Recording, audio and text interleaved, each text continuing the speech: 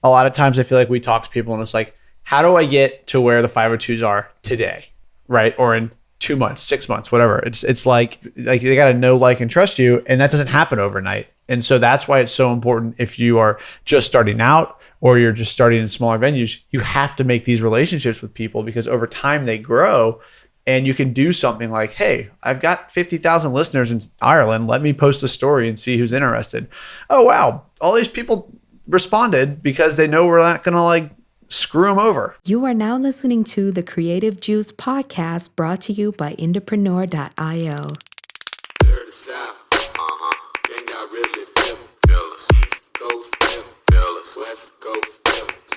What's up, Indies? Welcome back to the Creative Juice podcast. This is episode 225.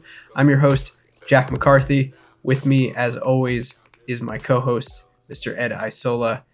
Ed, welcome back stateside, my friend. Thank you very much. It's nice to be back in the old Florida stomping grounds. It feels good, and we'll dive into this, but I'm excited to kind of give you guys some insights from international touring. So we're getting into it today. Yeah, welcome back, man. I'm excited to hear some of the stories from the road as well. I know we've gotten to catch up a little bit, but I'm sure some of the stuff that we talk about today is going to be fresh to my ears as well. But I was really excited to chat and do a little bit of a touring lessons learned. We did one of these back about almost 4 months ago, back in March, episode 210, where we talked about what touring can teach artists about marketing. And we'll link to that in the show notes. But we had so much fun doing that episode and kind of diving back into the world of live show marketing, of tour marketing, as things really push back into being open and available and people are going into shows. And now we're in the summer season where a lot of shows and festivals are happening. So with Ed and the 502s returning from an international tour over in Europe, we thought this would be a really fun sort of recap, lessons learned on tour marketing episode to have. I thought this would be really fun. Last time we centered a lot on paid traffic and breaking into markets, and I know your experience was a little bit different with this tour and marketing it, announcing it, launching it, and making sure that it was successful. Where would you like to kick off, Ed, and kind of giving our listeners the rundown on the things that you guys did, what you can be thinking about, kind of what we've seen from the ground level? Yeah, I mean, I'm just excited to kind of run through this. And I think, like you were just saying, dude, like, it's interesting because earlier this year, we did a whole episode and it was about like, hey, here's how we ran ads to break into markets. And here's the structure. And here's kind of what we did. That all that kind of technical stuff of running ads to new markets. This was a really interesting tour because it's a totally different perspective where we were going overseas to places where we had markets and we hadn't been there in 4 or 5 years, but we go look at our online streaming and our Instagram followers and that kind of stuff. And it's like 2 of our top 3 cities are Dublin and London, which is where we went and did the shows. And so it was kind of a cool little experiment in what do you do when you're going somewhere where you have fans, but you don't have them on your email list and you have no way to directly contact them to let them know you're coming to the show. So, I mean, I feel like it might be cool to just kind of quickly lay out the dates that we did and then dive into what I was really hoping to kind of give you guys as a takeaway, this little structure that we've kind of developed and we're actually re-implementing right now around what I just said. You're going to a city. How do you get these people's contact info to make sure they see the tickets? Because what you don't want to do is just post one story that says, hey, I'm coming to Dublin, and then the tickets don't sell, and you have no way to contact people. There's no excitement around it. The name of the game is you want to get their contact information, you want to get people excited, and then you want to build on yourself for the next time you come back. So that feels like a good kind of run of shows, so to speak, if you're down with it. I think so. Yeah, I definitely think so. I'm particularly curious because, I mean, I know the approach that we took with marketing this, but it, to kind of unpack it here at a higher level and kind of walk everybody through the strategies and the tactics that we employed, it'll be interesting because it is like you were saying before we hit record here, kind of when we were doing pre-roll and hanging out. This is sort of anti just like put the ad mat of the tour with all of the dates out there. It's a bit different. You guys really did a lot of like soul searching, so to speak, on your tech soul searching, so to speak, on what kind of infrastructure you already had, an ecosystem you already had. Yeah, absolutely. And what's cool is like everybody that's listening, as you get into your marketing, depending where you are, there's nothing crazy going on here. Tech-wise, we used a drip hosted form fed into a thank you email and Instagram stories. That's what we use. So it's nothing insane. You don't have to go buy new platforms. It's just kind of what we did. But as a quick rundown, what we did tour-wise, it was a very, very quick little tour overseas. I think it was about 8 days, if that. We flew in on a Thursday, landed on Friday, hung out and adjusted to the time on Saturday. Sunday, we played at a festival. And then Monday and Tuesday, we played shows in Dublin. Wednesday, Thursday, we played shows in London. And then we flew home. So it was, 7, 8 days? And that's what we kind of did, right? And so what was interesting about this was that there was conversations of, hey, we want to go back overseas. And originally, we had a festival and a show in London and a show in Dublin. And we were really just going to go back because we saw that these were top streaming cities. In our mind, we were like, okay, we'll probably have to kind of go out of pocket for this, but it feels like we should go back and see these people, play a show for these people, and kind of start to build overseas a little bit. So it kind of all started picking up from there, right? That was the idea and the point of view. And so then we got together and we talked with the team and with Jack and with Andy, and we kind of were like, well, how do we let people know we're coming? And kind of see what the appetite is for this. And so all we did, like I said, is we built out a form in Drip, literally just said like first name, email, and a drop down that said like select your city, right? It said Dublin, London. That was it. And we didn't even build a page for it. We just used the Drip hosted page, grabbed that URL, and we posted an Instagram story and we said, Dublin, London, we're coming. If you want first access to tickets, RSVP below. Put the link on there. And it went crazy. We got like 1,000, 1,500 RSVPs, I want to say, of people just kind of like losing their mind. And so what the takeaway there, and then I'll let Jack kind of chime in before I keep going. What the takeaway there for me was, it was like, well, you see, we're going to the cities and you see them on streaming and Instagram. And I did not understand the extent to which that was going on. We also had no way to contact these people. So by having good marketing practices up front and saying, look, we're going to make people select their cities, we're going to save that information, and then we're going to see where we're at with these shows, that was really, really kind of exciting as a first step of, wow, there's a lot of new emails that just got added to our list and we have their cities. I think that's a really interesting sort of lay of the land first to kind of give how the whole decision-making process of even doing this tour was. Like, you guys knew you've been overseas before, you've toured internationally before. So you knew you had some fans there. You saw that there was, some of your top streaming cities were, you said London and Dublin. That's really interesting. And I actually want to press on this a little bit. I'm curious as to your thought process, because I think a lot of artists, they'll look at their, whether it's their social analytics or their streaming data, and they'll look at these numbers and be like, oh, that means I can tour this state or this city or this country, even in your case. And for some people, they may want to try to jump into that for the very first time. I'm curious, and I think it might be something good to clarify here, is that you guys knew not only were there fans there that, you had some contact information of some fans overseas that you played for before, but these weren't cold markets for you. I think that's worth kind of impressing here a bit, just because I've seen a lot of artists try to use a limited amount of analytical data to make critical potential money pit decisions about. And I think that's, often risky. What was the difference here and what you guys were kind of going through in the decision-making process? Yeah, I know that's a really good point. And this kind of strategy and this conversation, it's really used if you're looking at how do we break into markets that we have no fan base in, go back and listen to the episode from March, because that's really what that episode was centered around. This is around, hey, we have a market. How do we max it out? How do we optimize it and make sure as many people as we can come to the show and really use a strong organic presence to sell tickets? And so, like, to your question, it was like, how did we go about making the process to go over there? Was that what you're asking? Yeah, essentially. And like how the decision-making process was a little bit different. Like, you guys validated not only that well, for one, you'd done this before, you saw the growth, and then you realized that mass of people, that ecosystem was actually present to make this decision worthwhile.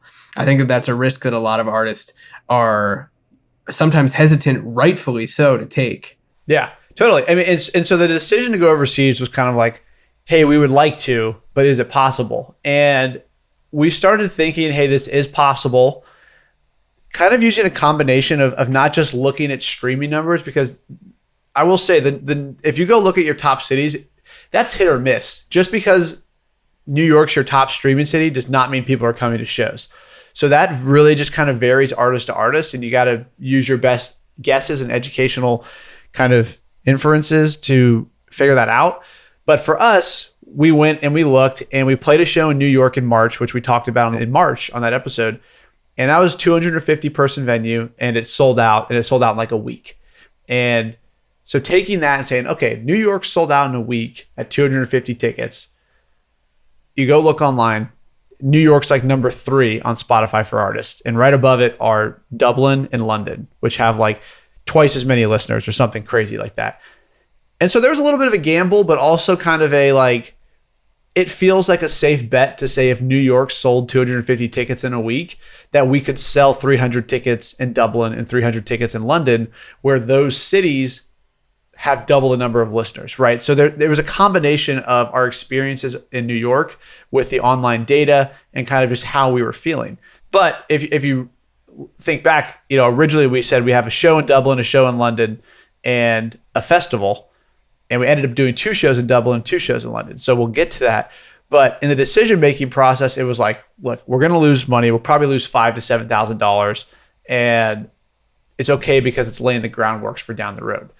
But we felt like we were going to make that money, at least to keep our losses to $5,000, if we, like to keep it at that much of in the red, based off of the fact that we were like, we've got this festival guarantee for whatever, a couple thousand, and it feels like we'll make an additional couple thousand from each of these shows based off of the fact we feel pretty comfortable we're going to sell them out. And that could have gone really south, but it felt like a safe bet based off of the combination of all those different factors. Yeah, that's good insight. I think it's really interesting how you kind of extrapolated the data from basically your 3rd most performing city in terms of listener data, and how a show there, and correct me if I'm wrong, when you played New York, was that your first time going through New York? That was a new market? Technically, we'd done one show before with like 2 people. So Gotcha. Yeah, so for all intents and purposes, it was a new market. Yeah. That's really interesting. And then you took your lessons learned from that and your experiences there, layered over the data that you knew about these markets overseas in Dublin and in London, and kind of use that to make your decision. Now, how did the tour work out in terms of sales for you guys? You said you were starting to get, we used a tour opt-in funnel, a real simple tour opt-in funnel to get opt-ins and, give people, priority access to the tickets. What did you guys see in terms of sales? How was the selling of the show? How was the turnout of the people who showed up? How was the profitability for you guys? You talked about like being willing to take on a loss, but how did all of that work out, if you don't mind saying? Yeah, no, for sure. And so we did this tour opt-in, right? And we posted and said, we're coming to London, we're coming to Dublin, RSVP here. The number of RSVPs for those 2 cities very quickly eclipsed, and when I say quickly eclipsed, was like doubling or tripling the number of tickets available in each market. And based off of that, it was very much like, we need to add shows in each of these cities like now. And so we went on sale with the tickets in London and Dublin. And that was freaking crazy because we went up and the tickets sold out in like 2 minutes. And yeah, it's cool, right? It's like, wow, that's cool. But what's really interesting about that is that the tickets sold out immediately, and that we sent everybody that had RSVP'd, like, by the way, this RSVP went out maybe like on Tuesday and the tickets went on sale on Friday. Okay, so very short time window. Yeah. In a different life, I probably would have done it a little bit differently. But because there was a big demand for it, it created this whirlwind. And it was like, I was posting stories just because I was excited. I was like, y'all aren't going to want to miss this. Like, tickets are on sale for tomorrow morning, right? That was like Thursday. at like 4 p.m. Kind of just like teasing people on Instagram, being authentic with being like, this stuff is going on sale. There's way more RSVPs than we thought. These shows are going to go quick. Like, y'all should be in queue if you want them. And so that kind of led into, it was 300 tickets in Dublin and 250 in London, I think. Those shows sold out literally in 2 minutes. And as soon as that happened, it was like, threw up another story that was like, holy crap, these sold out. Join the wait list for whenever we come back again. Like, you know, there was no veils, there was no like secrets amongst our fans. It was literally like, I can't believe this just sold out. Like, looking to see if we can add a second date. Not sure if it's possible, but if you didn't get a ticket, RSVP here, and like you'll get first dibs on the next shows. The waitlist angle is a powerful one, I think, in this case, because the demand was there. You guys were making it clear. The shows were sold out and people couldn't buy tickets. So to be able to go out to the market and say, damn, like, I can't believe that this is sold out. Here, jump on if you want to be priority for the next time around, whether that's, you know, the next day or the next year. I want to make sure you're there. I think that's a really powerful driver. Yeah, I think so too. And the one thing I would caution anybody listening is like, don't use that as your like up front. People will see it's inauthentic if it is inauthentic on that front, right? So like, that's the thing where if you're hearing us talk about that, it's like, it was really powerful, but it was powerful because we posted a thing that was like, hey, we're coming if you're interested, do this. And then 2 days later it was like, wow, this is crazy. Tickets are probably going to sell out. They did sell out. And then it was this conversation as if I was having a conversation with a friend because I was just putting my thoughts on my Instagram story, on the band's Instagram story, that really kind of, I think, made it cool. So that happened. We very quickly added, what did we do? We added another London show that day. Like, tickets went on sale at like 5 a.m. Eastern and 10 o'clock overseas. We added the other London show at like 2 or 3 p.m. Eastern, sent out an email, posted about it, and that sold out again in like 2 minutes, another 250 tickets. And so that was pretty cool. And then Dublin, we kind of had to work, and we set up another venue, and the following week did the same thing on Tuesday. Hey, tickets for the second Dublin show. We were able to add one. They're going on sale on Friday.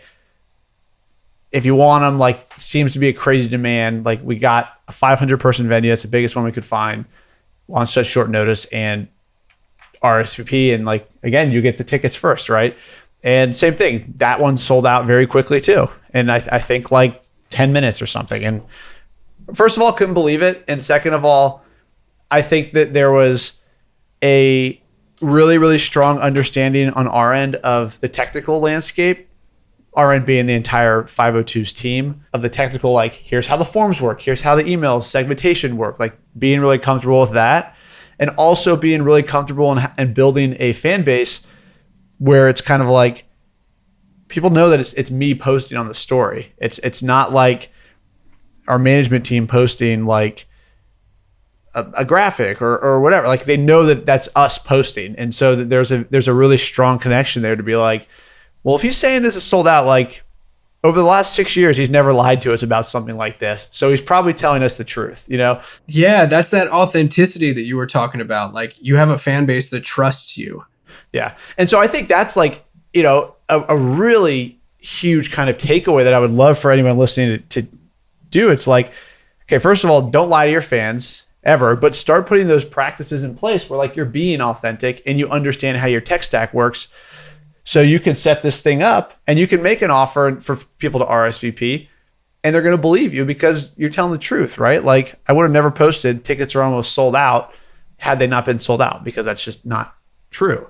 And I think that that's something that people might hear and want to try. And it's like, first step, right, is, hey, we're coming to this city, RSVP here if you want to get tickets to go on sale on Friday. And if that goes really well, then you kind of just go from there and treat it like a conversation with a friend. But that was kind of the tech stack portion and the rollout portion pre-ticket sales. Super interesting. I want to zoom out a little bit and mention that, like, something you were just talking about there with the authenticity and not lying to your fans. there's there's a principle or like a concept in marketing, the idea of KLT, know, like, trust.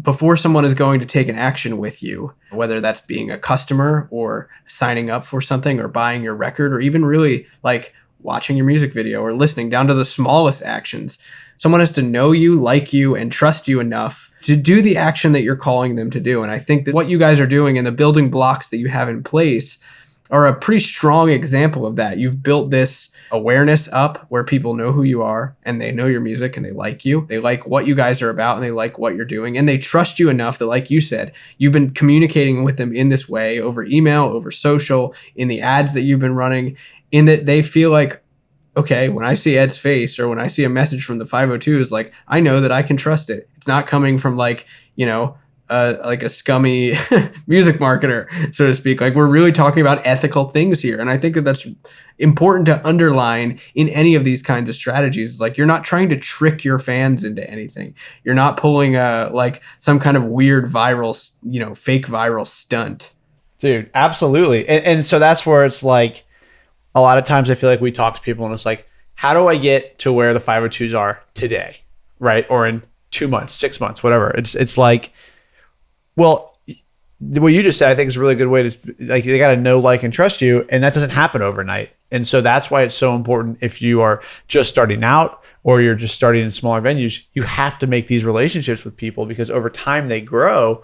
And you can do something like, hey, I've got 50,000 listeners in Ireland. Let me post a story and see who's interested.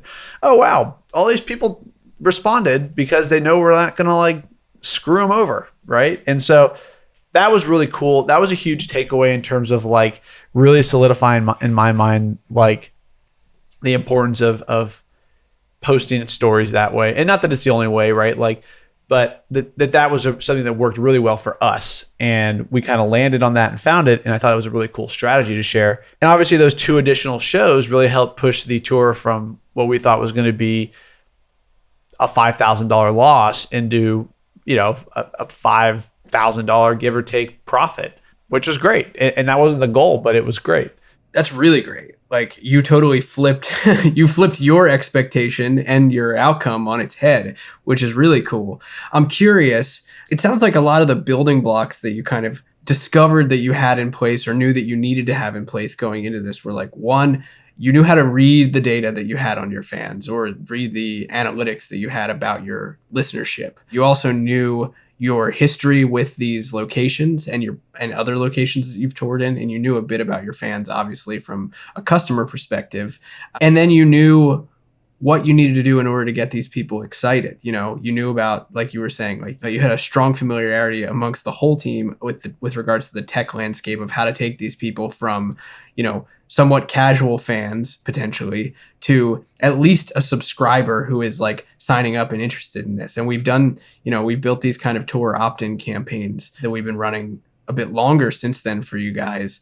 I'm curious if you have any takeaways or thoughts on where you'll take that next, or where you might like to take that next, that kind of campaigns. Obviously, we've plugged offers into it, sales offers, which is great for monetization and really helps. But what else is going on the email marketing front, apart from pushing out the ticket sales links to these people? What else is going on past that? Yeah. And that's the thing, right? Like, I feel like at a certain point you reach in your music career, when you're marketing it, you reach a spot where like there's only so many things you're really doing, and you can get more and more creative the more comfortable you get with the tech stack and that kind of stuff. So we came back, we landed on Saturday night, and I think on Monday it was like, hey, you know what?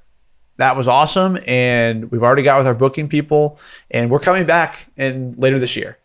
And these shows sold out. We're going to announce the new dates in 2 weeks. And here you go. RSVP again, same exact system, right? And I posted it again today. System is weird. It's just me trying to get the message out to people saying like, we want to let you know. So click here and let us know. And we posted the cities. We're going to different cities.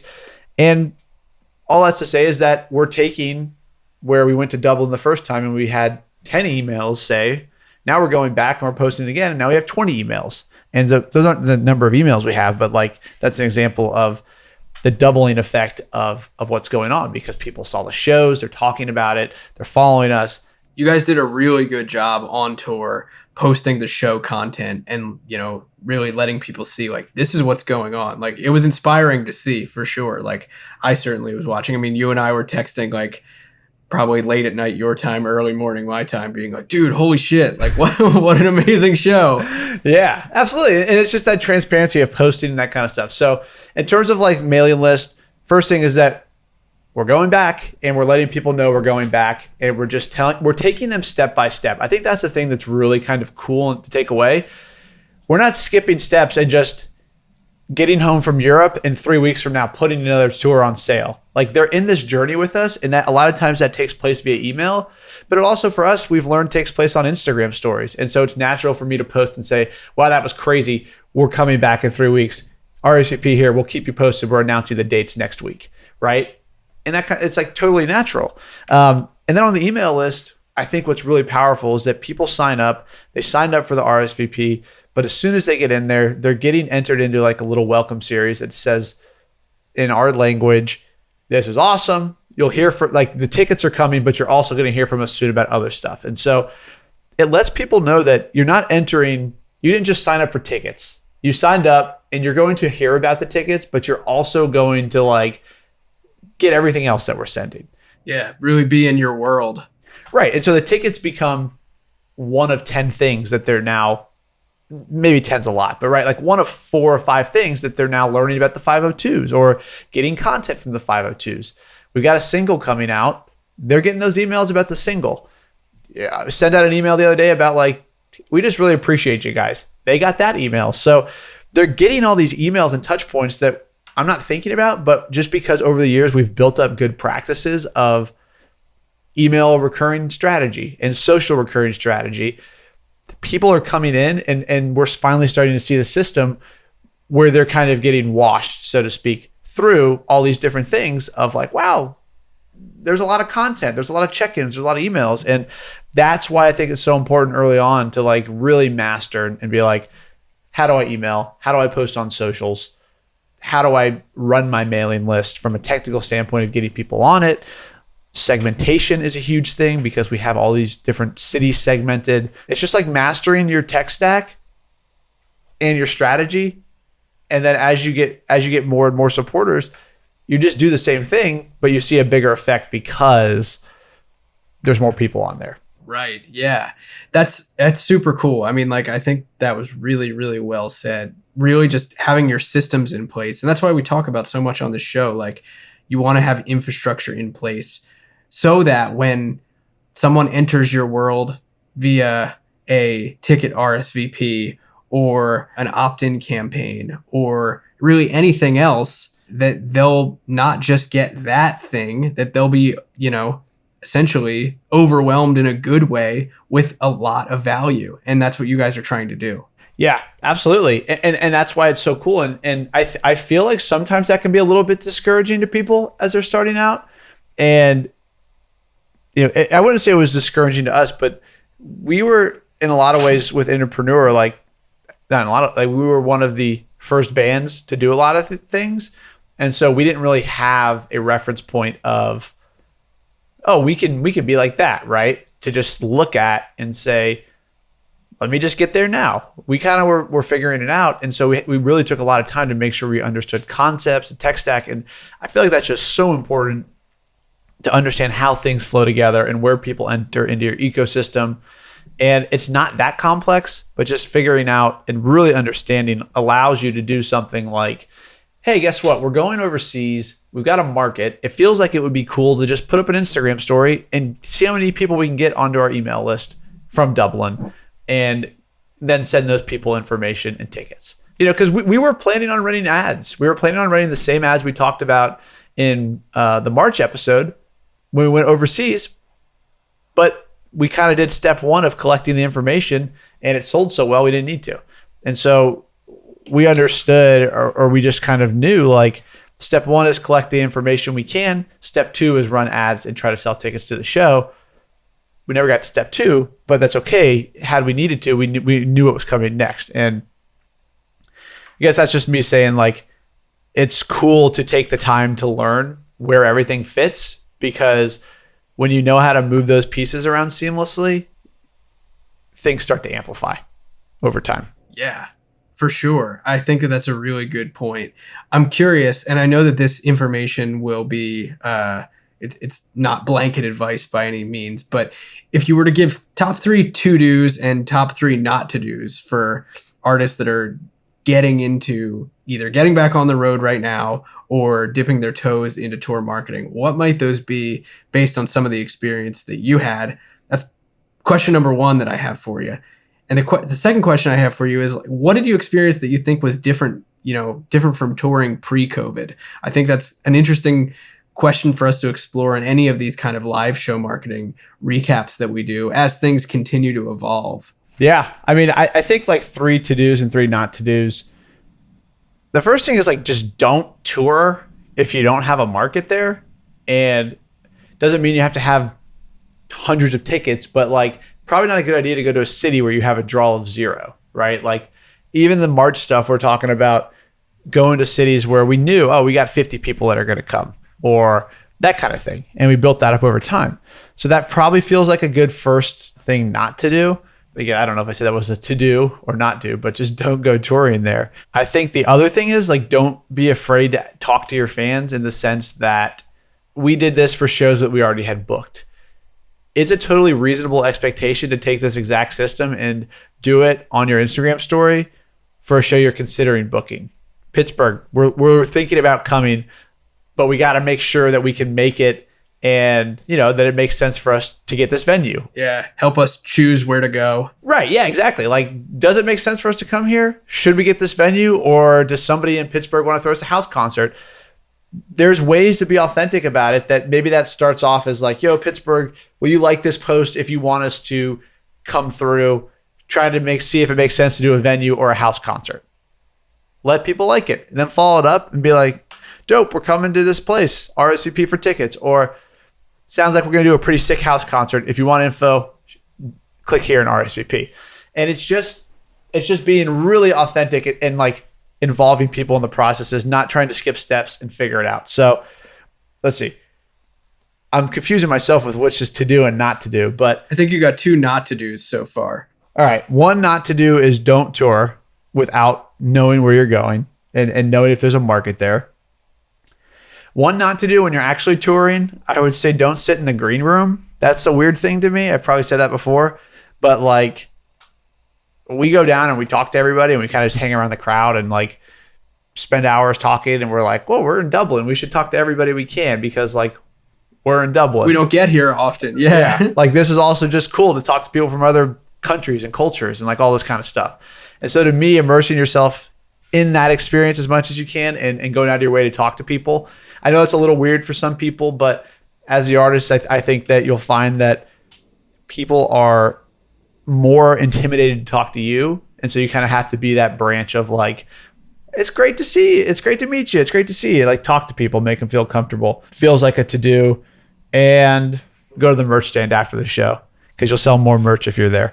Feels like a good one too. I think those are good ones. I mean, I know a lot of artists are even afraid to say that they have merch. That's always one that I shout from the rooftops. Like, let your fans know that you have stuff because they probably want it. Yeah, and you can do that on brand too. I'm actually somebody that I don't hate, but I just don't ever say, go buy our merchandise after the show from the stage.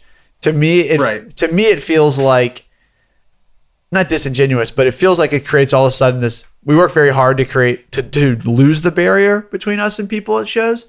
And if I stop halfway through and I'm like, oh, remember, like you should buy our stuff after, that feels weird to me. That said, I do say at the end of the set, by the way, we've got stuff in the back. we got shirts and stuff, and we're going to be hanging out back there. And like, if you want something cool, but we'll be back there to say hello to everybody. So just come by the merch and like, we'd love to meet you all. That's a way of me comfortably saying like, if you're there, you're going to see the merchandise and like you can put 2 and 2 together, but I'm not about to just like hard pitch you on merch in the set. So you got to figure out how you communicate that message, but definitely I agree with you. Like you got to communicate that message. I think that's a good way to say it. Like, hey, we're going to be hanging back here to meet everybody, and just that's it. That's a really good way of putting it for people that are shy and, don't necessarily feel comfortable mentioning a specific item or anything, or even saying like, go buy, pick something up or whatever. I think that's a really, really good point. What are your thoughts on touring right now? This is June 7th, 2022, compared to pre-COVID. What are you feeling? Or even since March when we last talked about this? To me, it feels like things are really opening up a lot more. I think the US, I had felt that way in March, but even going overseas and seeing 500-600 people coming out to a show. And I think you said this earlier, but like these were very rowdy shows. These were people that were just like cheering, partying. At one point they broke into a like ole, ole, ole, ole chant for like 2 minutes, which was really cool. Yeah. But it's that kind of thing where it feels like the pulse is starting to come back of like, you don't have to really sell like, hey, it's a socially distant show or that kind of thing. It feels like a lot of restrictions are being lifted from venues, and a lot of people are just wanting to go out and see music. So it kind of feels like it's returning to that sense of like, come out and see a show, not like, here's why you should, and also like your precautions, if that makes sense. Yeah, that definitely makes sense. It sounds like the language around marketing a tour, marketing shows is changing a bit, going away from pandemic type language or like, these are the safety things and these are the precautions that we're taking and stuff like that. While that still exists and it's important, I'm sure, it sounds like that's, slowly kind of changing the tide a bit. Absolutely. It's feeling more like it did before. We didn't really do that much crazy touring before COVID, but from the shows that I attended, it feels more like that as opposed to like during or right after. What's really interesting to me is like one thing that we've talked about a couple times on the show, specifically about the touring topic, is like the number of tickets sold versus the butts in seats, and concert show up rate being lower at the tail end of last year and maybe going into this year. But it sounds like you guys really didn't have a struggle with that at all. Yeah. I mean, I think we were fortunate going overseas in the sense that like anybody that had a ticket, because it sold out so quickly, they really, really, really wanted to be there. We were getting DMs the day or two before, like, hey, I can't make it, but everybody was really cool about like, I can't make it, but like, can you connect me with somebody that might want a ticket? And so we actually had a little system just with our management of like, here's the wait list of people that need tickets. And if any become available, I'll email you and like that you can connect everybody.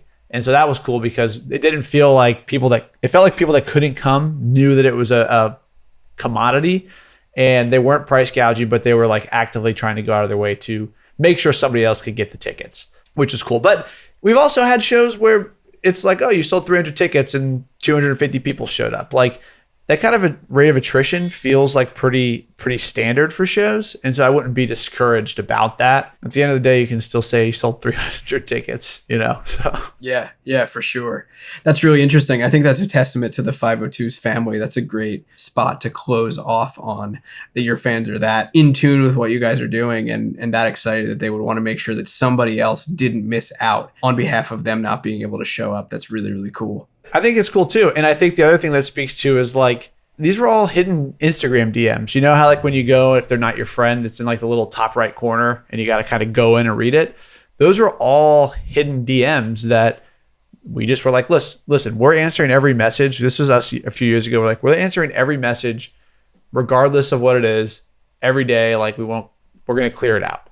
And granted, there's 5 of us, but like, that was us seeing these unread messages and hidden messages and being like, oh, let's see what this person had to say. Like, oh, they got tickets. Let's make sure we can connect them. So it's cool that they're thinking this way. And that is really awesome. But it also ultimately comes back to like, how in touch are you with people? And like, yeah, how much are you actually communicating with your fans? And I think that's like a huge thing you can control as the artist, is actually doing the communication, because the more you communicate, the more everybody communicates, and it just creates a better ecosystem for your career and your band and your music. Boom. That's a mic drop, my friend. That is an action item for sure. How far are you willing to go to communicate with your fans to build a really strong ecosystem? That's badass.